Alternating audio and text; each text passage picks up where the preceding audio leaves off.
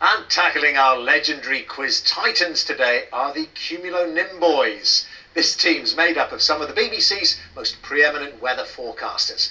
But what have they predicted for today? Clouded judgment or a gale force wind? Let's meet them. Hello, I'm Peter Gibbs and I've been a weather forecaster for longer than I care to remember. Hello, I'm Phil Avery. I've worked with Pete Gibbs at the BBC Weather Centre. I used to work for the Royal Navy. Been forecasting for about 20 years, but most days it doesn't show. Hello, I'm John Hammond. I've been a forecaster since 1990, and one day, sometime soon, if I keep going, I'm going to get it right one day. Hi, I'm Simon King. I'm an ex-RAF forecaster, and I'm the youngest boy on the block. Hi, I'm Chris Fawkes. I'm also a weather forecaster at the BBC Weather Centre. I'm one of the youngest of the team and still learning from these guys. Welcome to you, weather presenters, and I love your celebrity team name, Cumulonim boys. Who thought that one up? Yes, part of his time in his hands, I think. Fantastic. Which just explain to the uninitiated, cumulonimbus is a form of? It is a thundercloud, Dermot. It's a very, very big cumulus cloud. So Right. cumulus produces showers, cumulonimbus produces thunderstorms. So you don't just make it up when you're doing that weather forecasting. You do know a bit about it. A little bit. just I did go to college once. Just the tiniest bit. Now, I'm thinking of the Eggheads categories, and thanks, by the way, for coming in to take them on today. I'm thinking of the categories we have in this quiz that you should have covered, and I say should. Obviously, science, geography, I guess, you know, different parts of the world from all that forecasting. But what about the other skills you bring to this party? Because we've got a lot of other categories. I mean, Peter, if you weren't playing one of those two categories, and they may not come up, what would it be for you?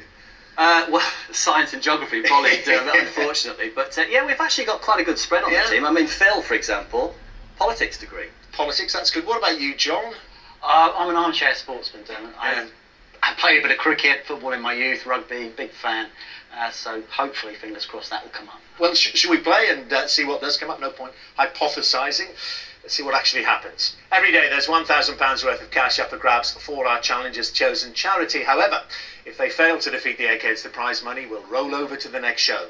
So, Cumulonim boys, the Eggheads have won the last 2 games, which means £3,000 says you can't beat the Eggheads. And let's see, our first head-to-head today is geography. And who'd like to play this? At this point, it's any one of the 5 Cumulonim boys can take this on. Well, you've done lots of world broadcasts, haven't you, Chris? So, Yeah, lots of world broadcasts. I did do a geography degree, but I'm not sure that's going to help me, but you never know. Okay, it's going to be you, Chris. Yeah, let's go for Chris. And which egghead would you like to choose? You can choose that other Chris there and make it very complicated for me. So ask the question to any of them at all That's to play. a good question. What do we reckon? CJ, you reckon? Very Yeah. youthful, probably hasn't been around the world very much. What do you think?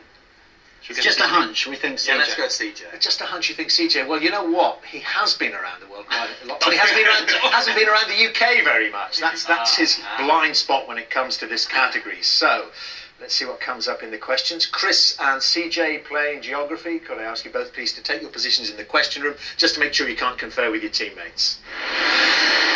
Okay, off we go then. So, Chris, did you always want to be a weather forecaster?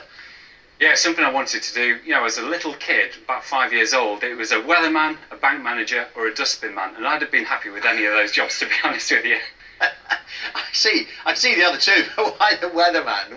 Were you fascinated watching it on TV? Yeah, TV, but actually as well, getting outside and seeing how clouds work, it's just such an amazing subject. And then when you've actually learnt about weather, you can just read the sky and you know what's going to happen with the weather. I don't actually need to watch weather forecasts to understand what's going to happen to me. Ah, you certainly are weather experts. Let's see if you're a geography expert then now. You get to choose, Chris, because you're the challenger. Do you want to start or put the egghead in first?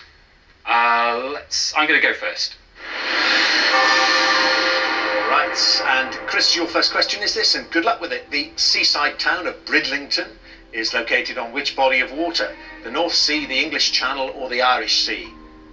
Well, they occasionally complain about our forecasts in the summertime because quite often you get a lot of low cloud forming on the North Sea and that drifts in and it can affect Bridlington. So I know this one is definitely on the North Sea, don't it?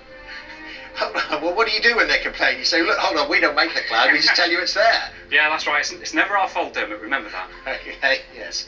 North Sea is the right answer, well done. CJ, the University of Warwick is based on the outskirts of which English city? Stoke-on-Trent, Leicester or Coventry? And I'm assuming Leicester is in Leicestershire.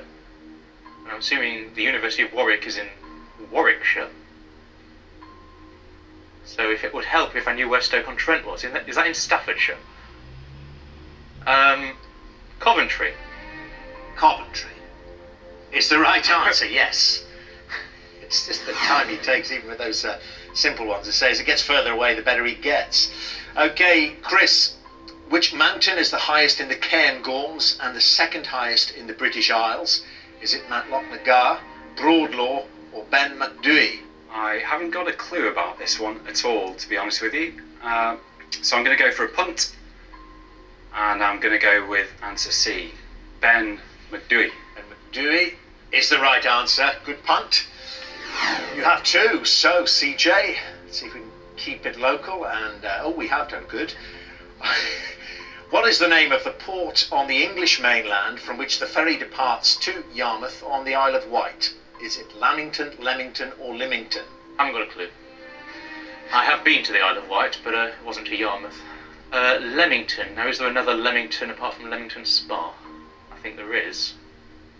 I'm going to go for Leamington. Okay. I'm hoping there's another one. It's Lymington, CJ. Okay. Lymington. Well, he fulfilled those predictions. And Chris, a golden opportunity here. If you get this, you're in the final round, playing for the money today. The port of Darwin, the capital of the Northern Territory in Australia, is located on a body of water with what appropriate name? Is it Evolution Cove, Beagle Gulf, or Zoology Bay? I've been to Darwin as well, so I should definitely know this one. Right. Uh, We're expecting great things. yeah. I'll try not to disappoint, so I'm going to go with Beagle Gulf. Okay, Beagle Gulf, Yeah. port of Darwin. Said an appropriate name, and it is, yes, of course, it's the right answer. Well done, Chris. Beagle Gulf, and just explain that, kids. Appropriate, why? Darwin and the Beagle. The Beagle being The ship. the ship. The ship. that Darwin sailed on. Yes, okay. Well, it means then, Chris, you've won through to the final round. Ejected CJ. Would you both please come back and join your teams? Well, the outlook looking pretty rosy for the Cumulonim boys. After that, they're all there. One of the Eggheads has gone. Our next subject then, and it's sport. Who wants to play this? Sports. Do I hear the question room calling John? I've changed my mind. No pressure. We've got a sporting top on there, I see. Well, who do you want to play from the Eggheads? It can't be CJ, so any of the other four. Can I go for Daphne, please, Dermot? Let's have John and Daphne into the question room to play sport, please.